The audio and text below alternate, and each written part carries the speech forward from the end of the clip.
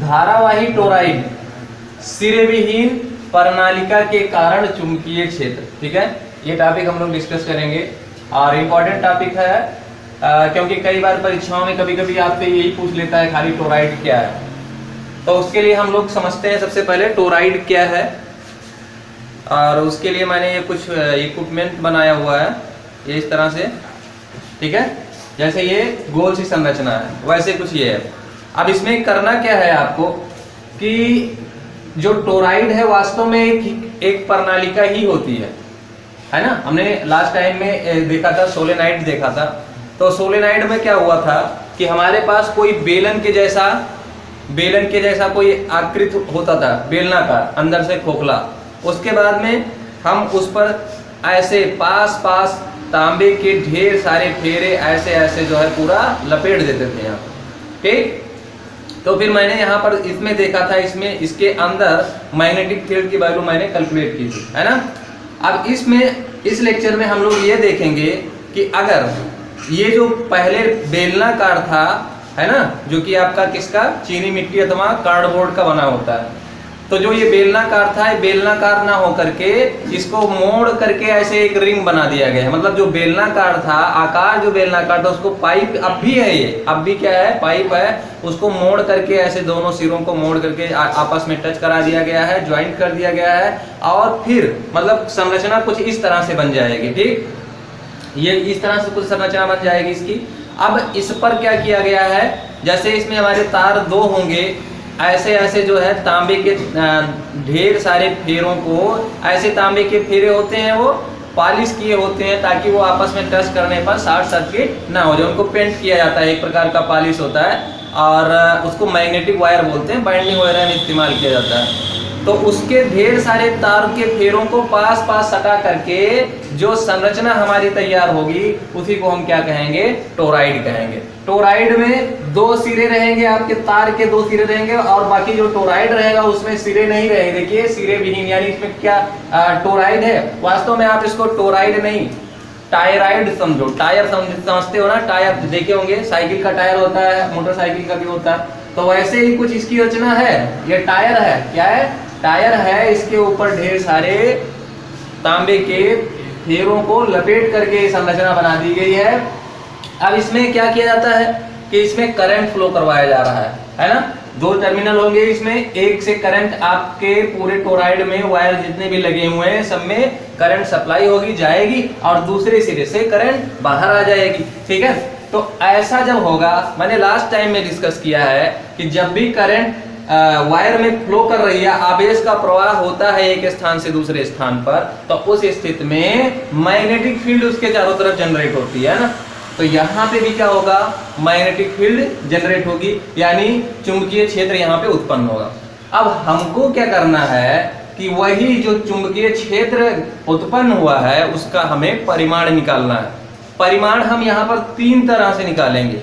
मतलब कहने का ये कि टोराइड के अंदर और उसके बाद में टोराइड के आंतरिक क्षेत्र, क्योंकि ये बेलनाकार है तो बेलनाकार में मतलब कहीं ना कहीं इसका भी पॉइंट होगा, वहां पर भी हम निकाल सकते हैं। मतलब संरचना आप ऐसे समझिए कि ये पाइप जैसा है, और उस पाइप के अंदर कहीं पर भी मैग्नेटिक फील्ड, बात समझ पाए। और उसके बाद में ये जो टोराइड था, इस टोराइड के बाहर तो तीन पॉइंट हमको मिले। कौन कौन पॉइंट मिला हमको, अंदर मिल गया, मतलब इस टोराइड के अंदर पॉइंट मिल गया P, और उसके बाद में आंतरिक क्षेत्र में आपका जो मिल गया वो R, और बाह्य क्षेत्र में हमको जो मिल गया वो Q।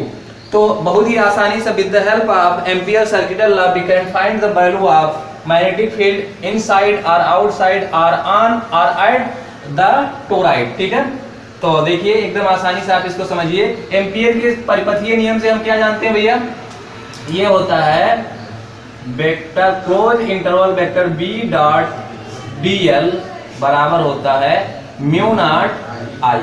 देखो यहाँ पे जो I है, इस I को आपको बहुत ही ध्यान से समझ लेना है, क्योंकि ये हर जगह application of ampere circuital law, उसमें हर जगह ये प्रयोग होता है। और I का मतलब ये नहीं कि जो ये करंट इसमें फ्लो हो रही वही I है। आई का मतलब है कि जो आपने पाथ लिया है, जो आप पथ यहाँ पे डीएल लिख रहे हो ना, जो आपने पथ चूज किया है उस पथ के अंदर से होकर के कितनी धारा गुजर रही है, कितनी विद्युत धारा उधर से जा रही है, उसको हम बोलते हैं नेट धारा, है ना। तो जो नेट धारा होता है उसी को हम यहाँ पर आई कहते हैं। बात समझ में आया। आई का मतलब ये बिल्कुल नहीं है कि जो सर्किट में करंट फ्लो हो रही, मतलब आई इधर से जा रहा है तो सारा का सारा आपका वो हो जाएगा, क्योंकि इसी चीज को हम यहाँ पर पी क्यू आर के जगहों पर जो भिन्नता आएगी मैग्नेटिक फील्ड में वो इसी के कारण आएगी। तो आपको ध्यान रखना है कि एम्पियर के सर्किटल लॉ में, यानी एम्पियर का जो परिपथीय नियम है उसमें जो आई होता है, यानी vector B dot vector D L is equal to mu naught I जो होता है, उसमें आई जो है वो परिपथ में प्रवाहित धारा नहीं है, वो आपके पथ द्वारा घिरी नेट धारा है। ये चीज को ध्यान रखना। तो चलिए देखिए, हमने ये चीज लिख लिया है, एम्पियर का सर्किटल लॉ यानी एम्पियर का परिपथीय नियम हमने लिख लिया है। अब आगे हम लोग क्या करने वाले हैं, हम इसको कैलकुलेट कर सकते हैं। देखिए यहाँ पर अगर हम कह दें कि इसके अंदर है ना, ये जो हमारा टोराइड है कि कह दें आंतरिक क्षेत्र में के, या यहां पे हम लिख लेते हैं टोराइड के अंदर, या अंदर कह दीजिए, या आप कह दीजिए कि बिंदु P पर। अब उसका जो मतलब होगा वो आप समझ लीजिएगा, है ना। और ऐसे आप लिखेंगे तो एग्जामिनर भी समझ लेगा। बिंदु P पर, ठीक। तो बिंदु P पर हमें निकालना है। अब उसके लिए देखिए हम क्या कर रहे हैं, हमारा जो रेडियस है वो a है। हम क्या करेंगे कि इसको पहले कैलकुलेट करेंगे। ये है, ये क्लोज इंटरवल है ना। वेक्टर b डॉट dl बराबर हो जाएगा, देखिए यहाँ पर जो एंगल होगा किसके और किसके में, जो रेखीय यानी चुंबकीय क्षेत्र। देखो अगर आप यहाँ पर फील्ड लाइन की बात करो, थोड़ा सा आप और समझिए, यहाँ पर जैसे ये मैग्नेटिक फील्ड जनरेट होगा, लेकिन उस चुंबकीय क्षेत्र की दिशा किधर होगी, तो आप ये चीज ध्यान रखिए कि इसकी जो दिशा होगी कुछ इस तरह से एकदम ऐसे गोल गोल होगी, ऐसे, है ना। मतलब संकेंद्री वृत्तों के जैसा होगा। संकेंद्री वृत्त का मतलब है ऐसा वृत्त जिनका केंद्र समान हो लेकिन रेडियस यानी त्रिज्या अलग अलग होती है। बात समझ में आया।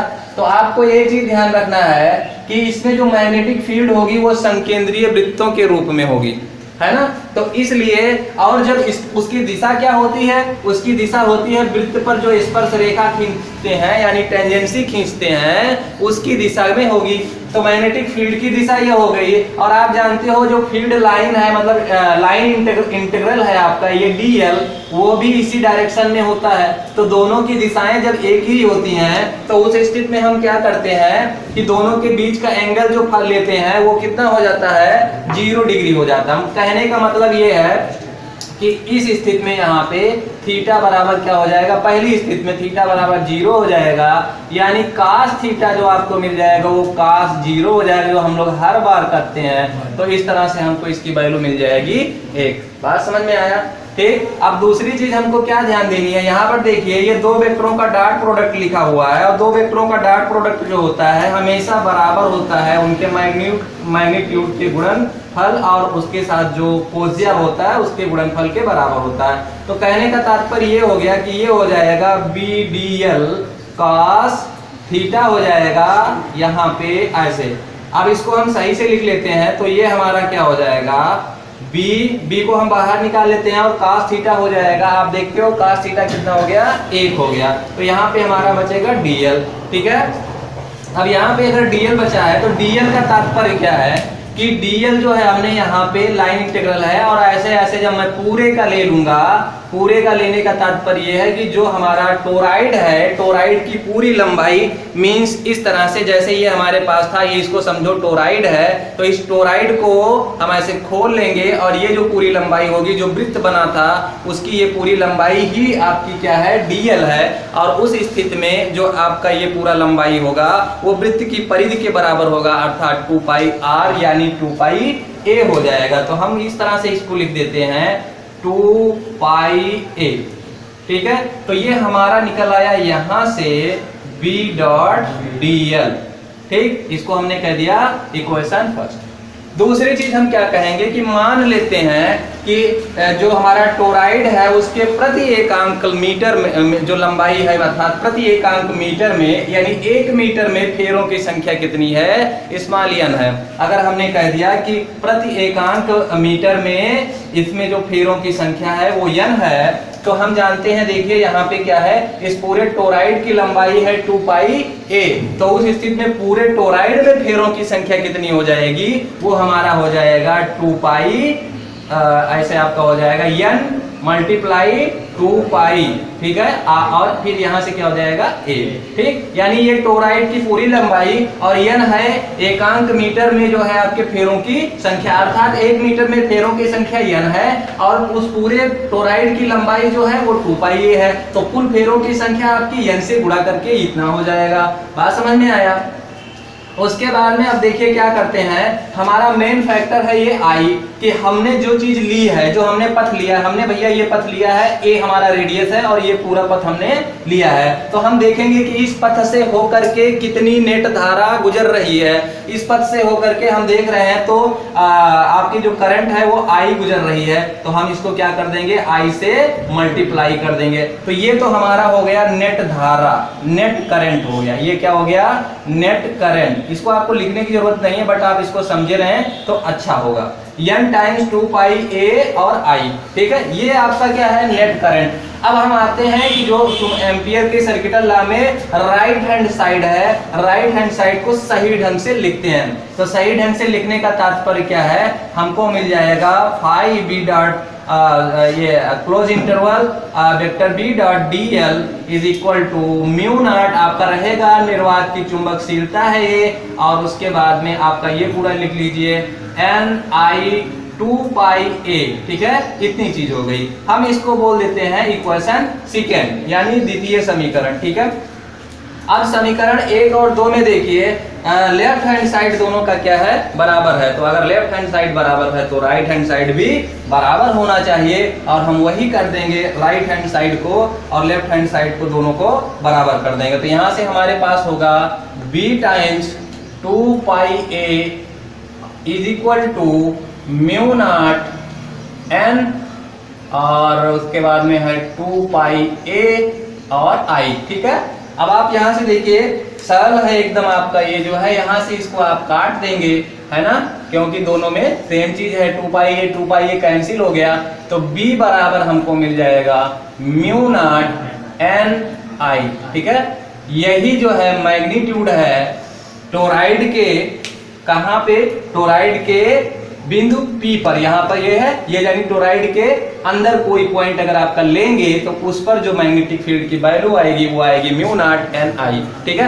अब दूसरी चीज हम क्या देखते हैं, दूसरी चीज ये कि अगर हम इस टोराइड के आंतरिक क्षेत्र में अर्थात बिंदु R पर निकालना चाहते हैं, तो बिंदु R पर निकालना चाहते हैं अगर हम, तो उस स्थिति में हम क्या करेंगे, इस बिंदु R से होकर के एक पथ ले लेंगे, एक लाइन इंटरवल हम लेंगे, ये चीज, उसकी रेडियस हम बोल देते हैं स्मॉल a1 है, ठीक है।